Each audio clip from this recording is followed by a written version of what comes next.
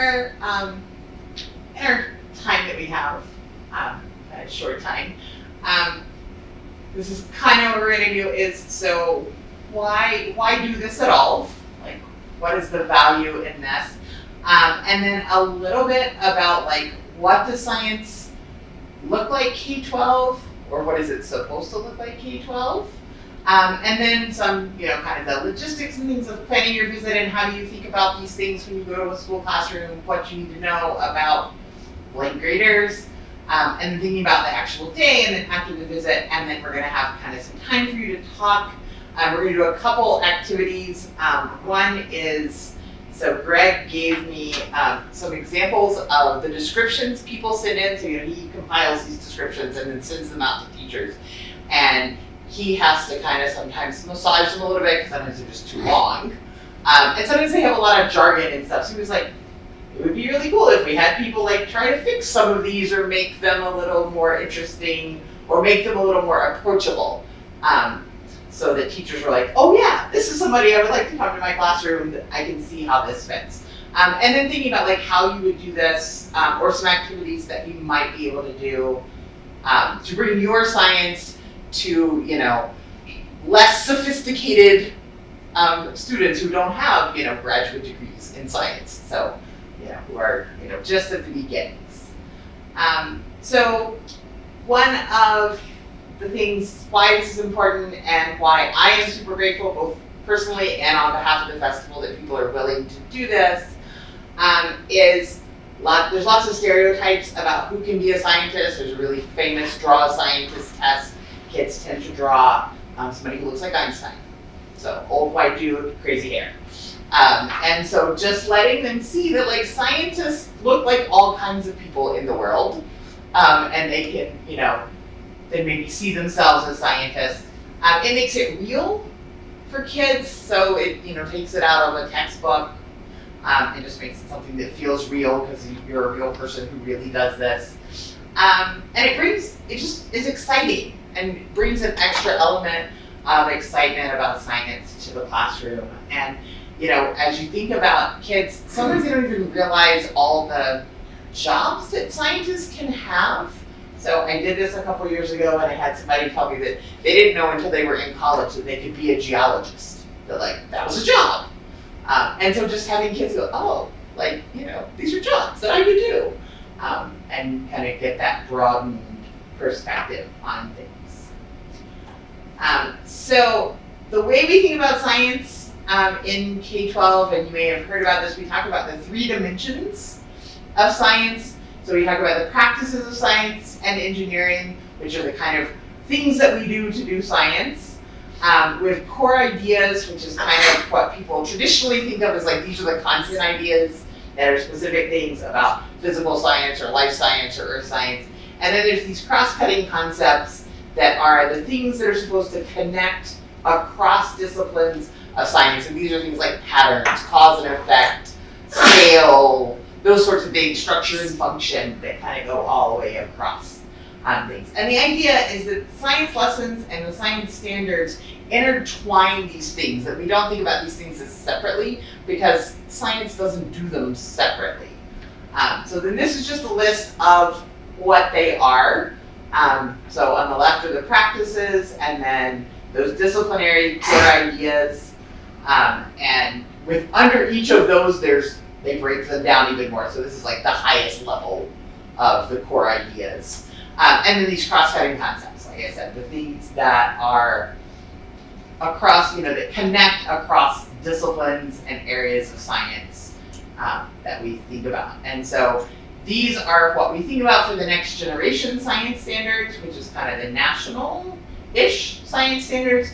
Arizona has our own science standards because Arizona. And, but they still use these 3 dimensions. They're just not the NGSS because of politics in Arizona and the way these things work. But they use these 3 dimensions, they connect these things in their standards and think about this. So these are the kinds of things that teachers are thinking about in their classroom. And so the idea is that kids are not just supposed to learn a bunch of science facts. they're supposed to understand how scientific knowledge comes to be. And how do we learn about these things, and what are the things that we do, and how does it connect? So that's kind of a very quick version of kind of what K-12 science should look like. So like I said, there are standards, the Next Generation Science Standards and the Arizona Science Standards. So if you are really interested, if you're going into like a 4th grade classroom and you're like, what are 4th graders supposed to learn? You can look at the Arizona Science Standards and you can see, here's what 4th graders are supposed to learn. And one of the things about K-12 science and K-8, each year they do a little bit of everything. So they do a little physical science, a little life science, a little earth science. It varies from grade to grade what the topics are. And then of course when you get into high school, they start to have more discipline-based specific, they do physics, they do biology. But prior to high school, there's a little bit of everything in each grade level. All right. So thinking about your visit and thinking about logistics, activities, and materials that you might need, and this is, this is the before stuff. So before you go, these are questions you want to ask the teacher. How many students are in the class that you're going to talk to, or classes that you're talking to? Are there cultural sensitivities that you need to be aware of? This is particularly important if you're bringing in anything related to animals. So there are, for certain indigenous groups, which are very common in Flagstaff, certain animals that can't be seen, you can't touch bones, those sorts of things. So just knowing what those are ahead of time, how long you have, and then school's procedures for visitors. So where you're supposed to park, you need to get a visitor badge. All of those kinds of things are important just to make things kind of go more smoothly when you get there.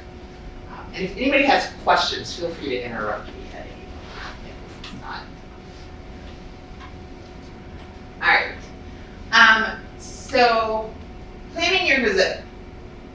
So, learning about what background knowledge the students will have about your subject. And so this is a question you can ask the teacher. So it's kind of like, are you doing a one-off? Are you the first thing in a new unit? Are you in the middle of the unit and they've studied some things and then, you're coming to talk? So just kind of figuring out like, where are you? So you can kind of gauge what are the students going to know. And if there are, if there's vocabulary that you're like, students can absolutely not get anything out of me coming unless they understand this, give the teacher the vocabulary. If there's terms that you're like, these kids really need to know this so they can understand it. Thinking about active learning and hands-on activities, this is the best, involving students. So, kind of keeping introductions short, doing things where kids can, kind of try things out in small groups, if possible. If you do an activity in a classroom, they will almost always take longer than you think they will.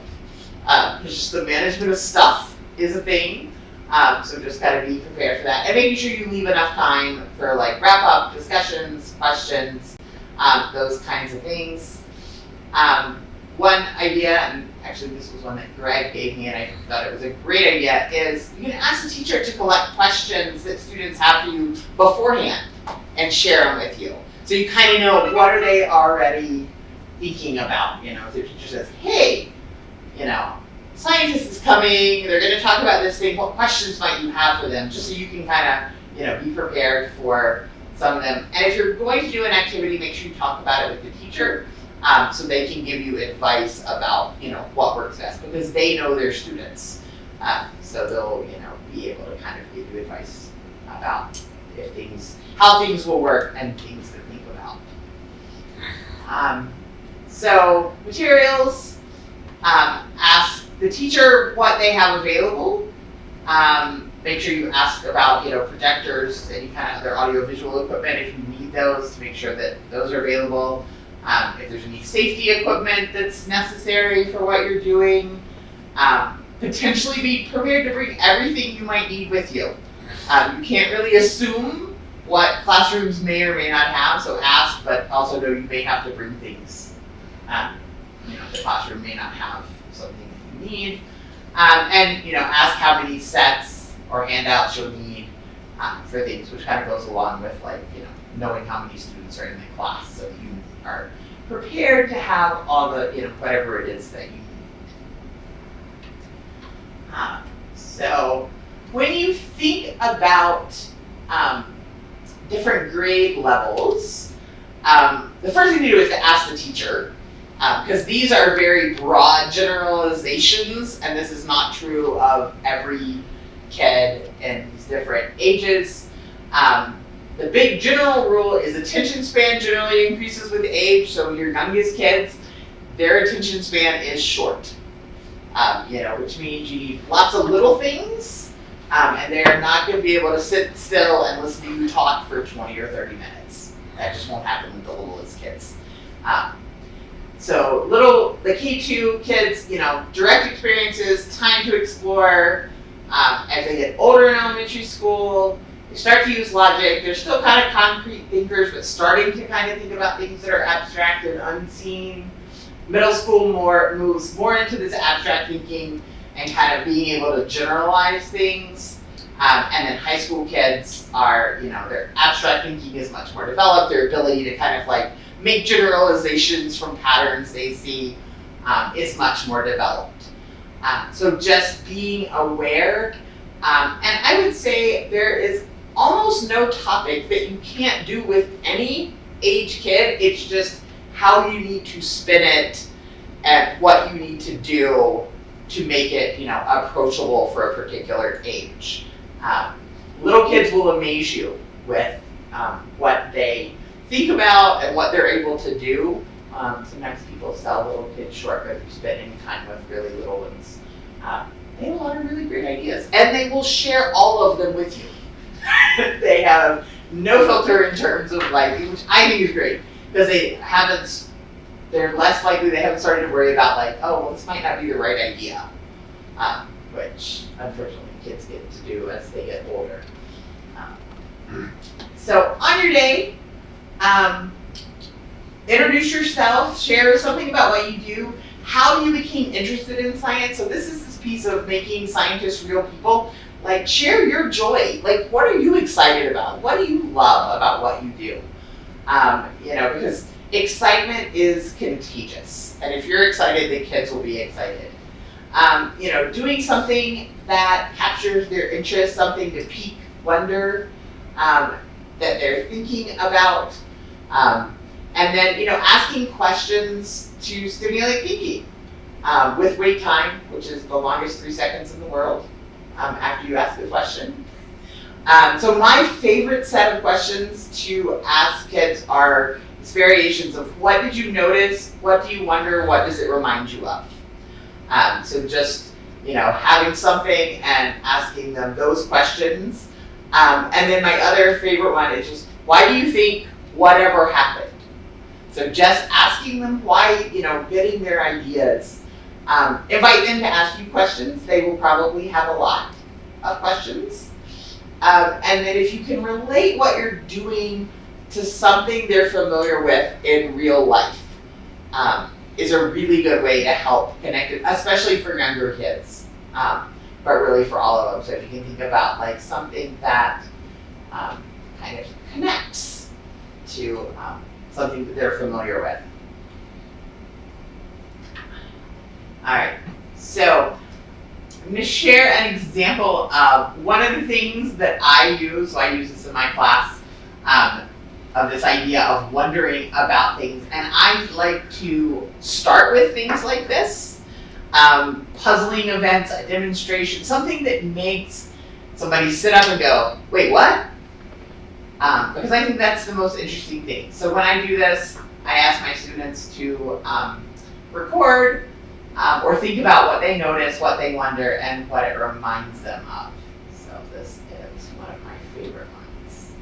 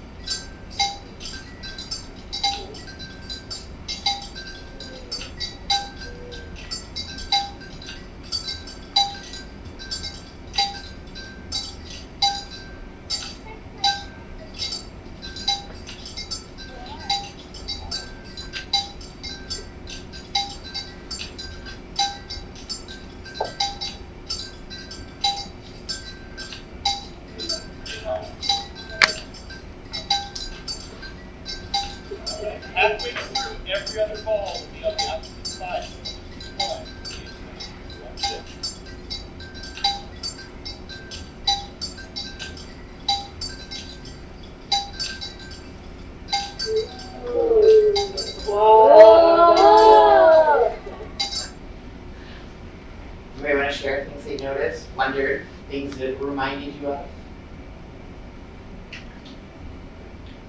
I'm wondering if part of the oscillation differences is related to different masses of the ball. Alright, so wondering if the balls have different masses. And wondering, noticing what it reminds you of. I was wondering where the noises are coming from. Are they bells inside the balls? Where were the- too. Where were the noises coming from? Yeah. Anything else?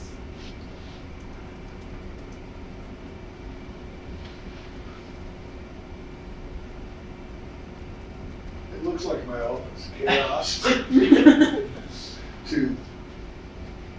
patterns. Chaos patterns.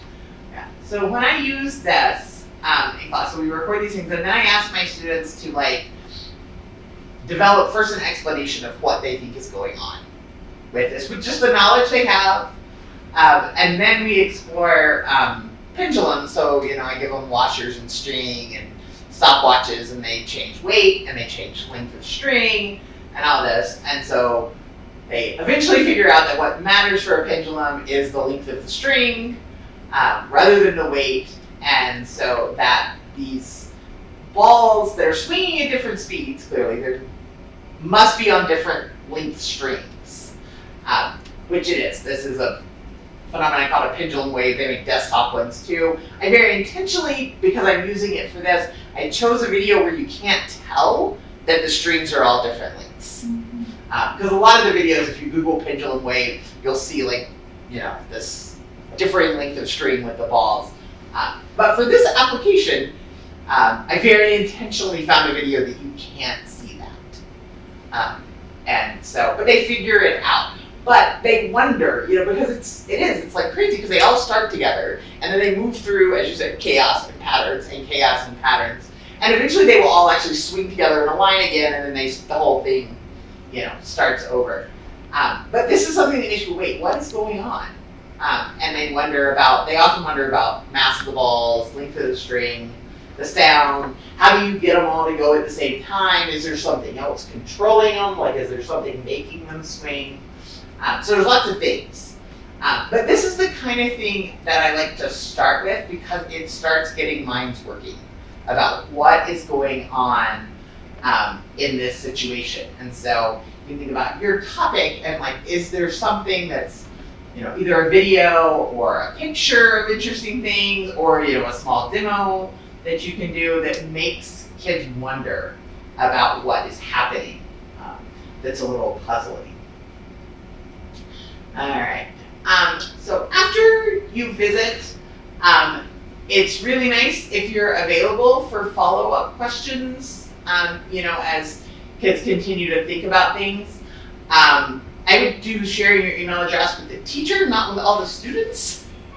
But if you're willing to take, questions, you can say to the teacher, if kids have questions, you can email me, a set of questions, I'll be happy to answer them. If it's possible, and something that would be feasible, if you can invite the class to visit you where you work and see your lab or your field site or whatever it is, if that is a possibility to just do that. That's not as easy. Field trips are very hard for schools these days, both with time and money for buses and all of those kind of things. But if it's a possibility, it's cool for kids to get to see what science work really looks like. Because again, that picture is, that it's all beakers and tubes and bubbles and fire, and this picture of what science looks like that is not really accurate. All right, so I'm going to give you Greg's big set of 10 examples that he did. After I show you kind of an example that I did. So language is less jargony and more accessible to general audiences, in particular K-12 teachers, who are, just like the general public. Short and to the point, and then I always like if there's a way to make them lead with an intriguing question. So I love questions I wonder is my favorite word in the universe, and so, I'm always asking questions about things, so I like that. So this was, this one, the first one on this sheet, that Greg sent me from his selection. So this presentation will include an introduction to the different disciplines of civil engineering, details on the type of work transportation engineers do, include several class activities. They'll assess the impact of human perception reaction time on stopping sight distance if they were designing a high-speed roadway, and they'll also learn about basic concept of traffic signal operations and the 4-step travel demand model used in transportation programming. So, this is a great example of the kind of thing that like kids would be like, I didn't even know this was a job. Like, there are people who do this? So kind of what I did this, how I rewrote it was, I started with, how do transportation engineers decide what a roadway should be like? Like, how does that happen? And then students will have a chance to explore reaction time in the context of designing a roadway, traffic signal operations, and how engineers plan for transportation needs. So it's just, a little more condensed, a little less jargony, like I took out the 4-step travel demand model. I have no idea what that is. I'm guessing most teachers and most people who are not transportation engineers don't know what a 4-step travel demand model is. But, kind of this interesting thing that yes, how do people plan for these things? So I just kind of, I added a question to kind of tease it and then shortened it and tried to make it slightly more, less jargony. In that one basic thing, then most of the other stuff in there, I was like, well, people know these are traffic signals and reaction time. That wasn't too jargony. So, all right, so I'm gonna share with you, so Greg sent me 10 of these things. You don't have to do all 10, that is for sure. But you can kind of work together and try to kind of, make them kind of a shorter, more intriguing, more accessible program description. Yeah.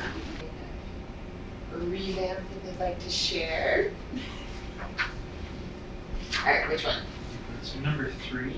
Uh-huh. I thought, Kind of the good stuff was there. You could just trim it way down to a couple sentences. So I think you could start with maybe the 3rd sentence that's in that talks about identifying new species. You could just kind of like start right off the bat with that. And then the last sentence seems good, the take a trip around the world. And I think you could just kind of rewrite with just those couple of sentences and it would be half as long, but have the exciting stuff in there. yeah, and just make it more short. This one sounds incredibly interesting. It really does. That sounds amazing. Alright. Yeah. Which one did you do? Number 4, Alright. I wrote, have you ever wondered if you could learn something from wolves? Wolves are very social animals, just like you and me. In our Grand Canyon Wolf Recovery Project, join our Grand Canyon Wolf Recovery Project and experience the many fascinating things about how wolves live and what they can teach us. I'm gonna make it more personal too, like inviting people to meet others people. Share.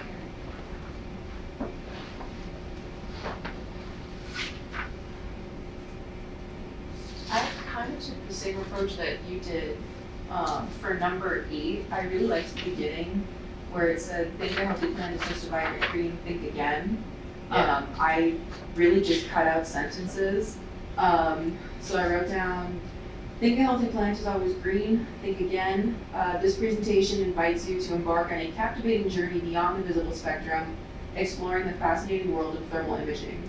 We'll delve into the secret language of plants, deciphering how they communicate, and just ended it there. Yeah, that's awesome.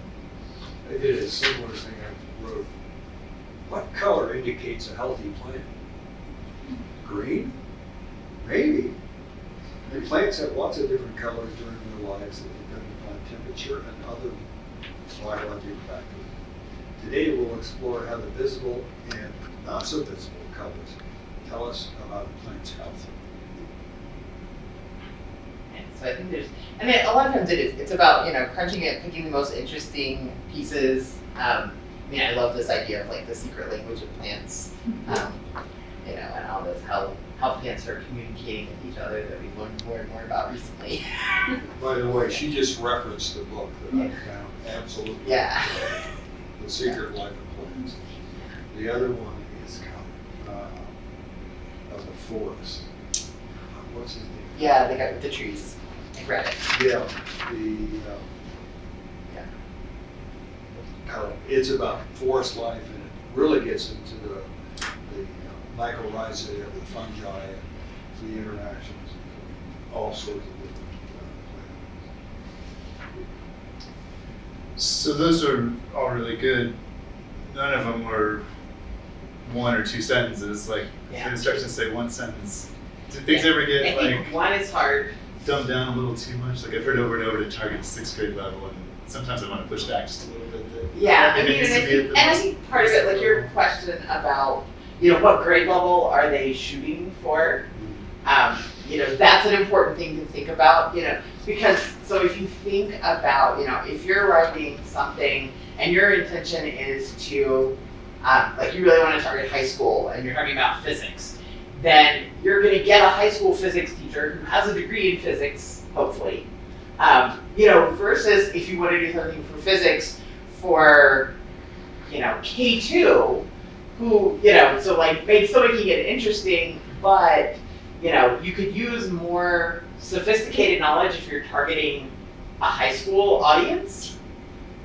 You know, your language should be more sophisticated. Teachers will be like, oh yeah, like I know how this connects. And so I would say it really depends. I mean, it's like anything, it depends on audience, you know, that you're going for. And so I do think you can over simplify it. And I think one of the things that's important with these kind of things is for teachers to get an idea of what is going to happen in their classroom. Because, you know, they make their selections based on these. And, you know, obviously, like the details fleshing out of whatever's going to happen will happen once the match happens and, you know, you start communicating directly with the teacher. But when they're ranking their choices and picking people, they have to do it based on these. And I think part of what Greg has noticed is, you know, like I said, I think we have close to 40 people, and if you have 40 of these long paragraphs, and that's what teachers get, they're not gonna like read them. You know, they're gonna start skimming and they're gonna miss things. So if they're a little shorter and pithier, they're more likely to like, okay, I'm gonna really read all of these and, you know, rank which, you know, my first choice, my second choice, you know, in terms of who I want to come to my classroom. And the teachers who have been doing this for a long time, one of the things they know is it's like the sooner you get in your request, the more likely you are to get your first choice. Because Greg takes the request and he does like, you know, kind of the matchmaking thing, and then he connects the teachers and scientists. But, you know, so if they're trying to do it really fast, so that they can get their request in, having those shorter things. But at the same time, like you say, you could get to the point they're like, well, I don't even know what's gonna happen in my classroom. You know. As a scientist, I want to think there's no way I can distill my work into one or 2 sentences. It's way too important. It's like the TED Talk version. I guess I kind of like that about number 7, the physical therapy one. Mhm. They're pretty specific about what the presentation's going to be and Yeah. who it's geared for. Yeah. Upperclassmen, Yeah. adults. Yeah. So I would, and I would say, you know, if you have a very specific, and it varies a lot, like I've looked at the scientist list, you know, and there are people who are like, I will do anything from kindergarten to, you know, CCC students. And then there are people who have much narrower, and obviously you need to write your description differently. You know, if you're really trying to be like, I can adapt this for anybody, that's a different description than, you know, this is really for high school kids, upperclassmen, you know, to think about these things. And just making that clear, you know, I mean, all of that is, you know, because teachers get the list and they can sort and they can go like, oh, this is specifically for high school. If I'm a 4th grade teacher, I'm not going to look at it because it's, you know, not designed for me. That's kind of how I see number 10. I don't think I have a sense for what's going to happen. Mm-hmm. Like classroom-based modeling techniques Yeah, that one's to develop a robust method for predicting infectious diseases. What It sounds like a semester-long course. Wait, he's in kindergarten or some model. Yeah. Infectious disease. Wait. Alright, so, the last thing we're gonna spend a few minutes on is kind of taking this and applying it to your field, your thing that you might do. So kind of picking, a topic or topics that you might share, brainstorm key ideas, potential activities might be for different grade levels. If you can think of, hey, this could, I could do this in lots of places, or no, this really only would work, for high school. And then write your program description. And then you can share with somebody sitting next to you, you can share with the larger group. I'm happy to help you brainstorm if you're thinking this is what I do, but I don't know what kind of activities might work in a classroom. I have a lot of experience with that. I taught middle school for 13 years, and then I've been teaching teachers for, just realized, also 13 years, counting grad school. And so I have lots of ideas for activities and those sorts of things. And this is my own personal thing, if you can think about elementary kids. So one of my personal goals is to get more and more scientists into the younger grades. And it really comes from my experience as a middle school teacher when I had 6th graders arrive in my classroom and tell me they hated science. I thought, what happened? You were 11. You've already decided you hate this? And that's actually how I got into elementary science education. I was like, I need to work on what's happening before I ever met the students who I actually met in my classroom and figure out what's going on. So if you can, I know some people get a little, I just can't do kindergartners. They're just too tiny. And that's okay. But I'd like to encourage people to think about how you could visit elementary classrooms and what kinds of things you could do. So we'll take a couple minutes and I will bounce around and chat with people about ideas, if you have ideas, and then we'll share maybe a couple. We're like 9 minutes. So you're asking us to write our own description? Yeah, your own description for your own thing that you might go and do in a classroom. If you're putting in to say hey, I will visit a classroom. Here's the thing I'm gonna do. And I realize many of you may have I can do lots of things, so just pick one for this. And think about what you might do, what grade level, and then write your description. Pithy, Sure, short. it's a typical length of time, 45 minutes? Or- Yeah, I would say that's pretty much the standard length of time, especially for middle and high school for classes. Elementary school, one of the nice things is sometimes there's a little more flexibility because they spend all day with their teacher. And so, you might be able to get a little more time if you have something that's I'd like to do this, but it's gonna take, an hour.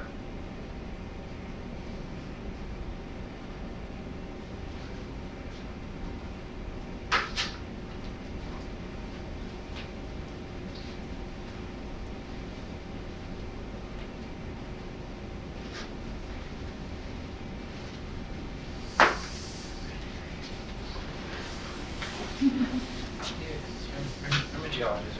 I can kind of imagine things I would do for really young kids. Uh-huh. I could bring in some rocks, cool rocks and fossils. We could talk about the rock cycle. And I can imagine older kids, high schoolers, I could talk about working as a geologist and show pictures of places I've done and the work involved and what it takes to become a geologist. Kind of the middle ground of say a 6th grader or something. I don't know that I would hit the right level of something that's exciting enough but not too technical, or maybe I would dumb it down too much. Do you have any suggestions there of calibrating for the middle grade levels? So from when I taught middle school, kind of the with rocks and minerals and those sorts of things. So it was kind of a review of rock cycle, because they usually learn that younger. But then they get into the classification of the characteristics and doing things like street tests and what can scratch what. Yeah. So those kind of how do we actually like how do we actually figure out what a rock is? Yeah. When we walk around and we find this cool rock on the ground, like how would you actually go about figuring out what it is? Which would be kind of a cool, that's kind of, because it kind of takes that idea, away from just like how do different rocks form and how do we get different rocks to like how do we tell what it is? It's kind of the more middle schooly Okay. Yeah. Sure. level. And then something else you said is something that I think is one of the things that really makes geology fun is that like you're walking around and can tell so much about that area based on the rocks. And so like sort of uncovering, how you know about that area based on the rocks. So taking that identification into the discovery phase. This sandstone is here, I identified this sandstone, how did that sandstone get there? How did that limestone get there? What do we know about that? Because it's limestone. Because it's a sandstone. Where do you, so like things like plate tectonics or understanding layers in the earth, like where might those be introduced or where might they come up? K-12. Yeah, so they come up so one of the things about a K-12 is it spirals around, so they can Sure. come up multiple times Yeah, that in makes different sense. levels. So the first place that kind of comes up is 4th grade, because that is that there's a standard that's about the spheres of the earth, so they learn about the hydrosphere and the lithosphere, like all the biosphere. It's like this whole idea of there's all these interacting systems, and then I think volcanoes and earthquakes and plate tectonics associated with that is in 5th grade, I think. Okay. And then it comes up again, kind of really plates and plate movements and that stuff comes up in middle school. Okay. And mapping plates and how do we figure out where they are and those kind of things. So it's kind of that spiraling progression it's supposed to be. That makes sense. That's Yeah. kind of what I remember. Circling back to things, but Yeah, you know, but yeah, getting like a lot more the, each yeah, time. a little bit more sophisticated, building on it. Also, I love that you brought up the example of someone who didn't know that being a geologist was a career until they went to college. Because that was my exact experience. Mine too. I had no idea until I took Yeah. a 101 class of Yeah. wait, there's jobs in this? It was my senior year that I learned we could do lunar geology. It was like senior year of high school, and I was like, people get paid to look at rocks? Yeah. Paid to look at stuff? Yeah. Uh, Yeah, and it's one of those things it's like, oh, well, we learned about that earlier. Yeah. Before they get to college. Because they might never take a geology class. What if they don't? Some high schools have a geology class and some don't. Or what's your experience with that? Because I've talked to other people and they said oh, that was offered in high school. Yeah, It so wasn't for it's me. not. So in the lingo of education, we talk about how high school is all PCB, so physics, chemistry, biology, and earth science always gets kind of the shaft in high school. It's not required in most places. It's, if there's a required science sequence, almost never earth science. Sometimes earth science is a science you take if you're not going to college. It's oh, you're on that track. Here, take this one. But yeah, so and then some high schools don't have it at all. They just don't have, like my high school, where I went, we didn't have an earth science class. Gotcha. My high Yeah. school started offering geology the year after I graduated. I was Yeah. so Nice. angry. And they Yeah. offered geology, meteorology, and astronomy. Yeah, that's kind of like my high school. They had all these really cool things after I left. When I was there, it was just physics, chemistry, and biology, Yeah. and then some more biology. Yeah, I took botany. We had biology, physics, chemistry, but the chemistry class was not taught by a chemistry major. I grew up on the border, and so we just didn't have the science teachers down there to actually Yeah. teach us how to be scientists. So, but there is earth science every year in K through 8. Gotcha. It is there. Yeah. So those ideas are there. They just are not in every high school. But